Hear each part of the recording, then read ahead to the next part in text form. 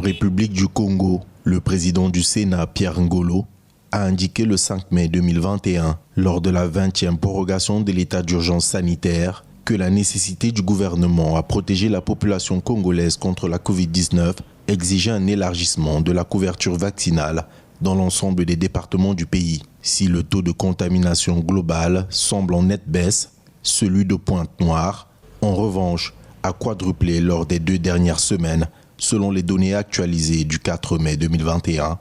de la Coordination nationale de lutte contre la Covid-19. Selon le président du Sénat,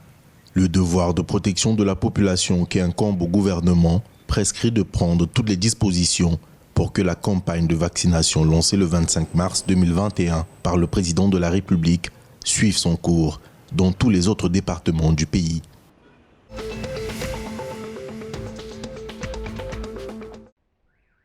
Le gouvernement gabonais a annoncé le 5 mai 2021 à Libreville la mise en place prochaine d'un nouveau format d'autorisation spéciale individuelle de circulation comportant un QR code qui sera authentifiable au checkpoint. Le nouveau dispositif a pour but de stopper le phénomène des véhicules clandestins qui poursuivent leurs activités au-delà des heures interdites à la circulation. Ces nouvelles dispositions découlent en effet d'un relâchement dans le respect des restrictions édictées dans le cadre de la lutte contre la propagation de la Covid-19. Dans l'attente de la mise en service de ce nouveau dispositif de circulation, le gouvernement a exhorté les forces de défense et de sécurité à rester professionnelles et aux populations de faire montre de davantage de discipline et responsabilité face à la crise sanitaire actuelle.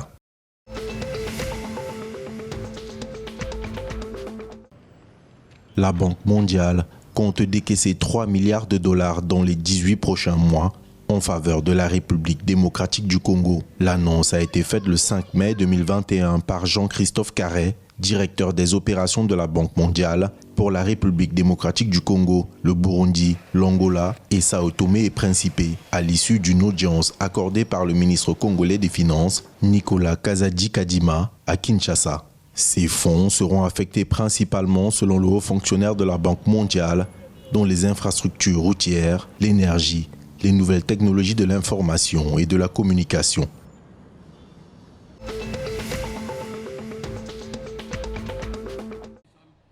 Le ministre camerounais de l'administration territoriale, Paula Tangandji, a annoncé le 6 mai 2021, à l'issue d'une concertation tenue avec des propriétaires des armureries, que la vente des pistolets automatiques est à compter de cette date suspendue sur l'étendue du territoire national. Pour le ministre Paula Tangandji, la circulation illicite des armes à feu constitue une menace pour la sécurité du pays. En tant que secrétaire permanent du Conseil national de sécurité, il regrette que les propriétaires d'armureries ne tiennent pas toujours des fiches numériques pouvant permettre de retracer les armes vendues.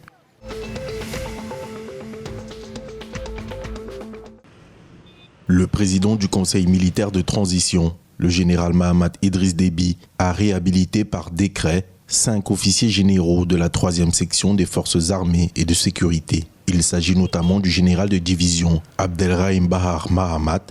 du général de division Faki Saleh Bakay, du général de brigade Ahmad Fadoul Makay, du général de brigade Mahamat Achakir Youssouf et du général de brigade Issaka Maloua Djamous. La décision du décret a été prise sur proposition du ministre délégué à la présidence du Conseil, chargé de la défense nationale des anciens combattants et victimes de guerre, le général Daoud Yahya Ibrahim.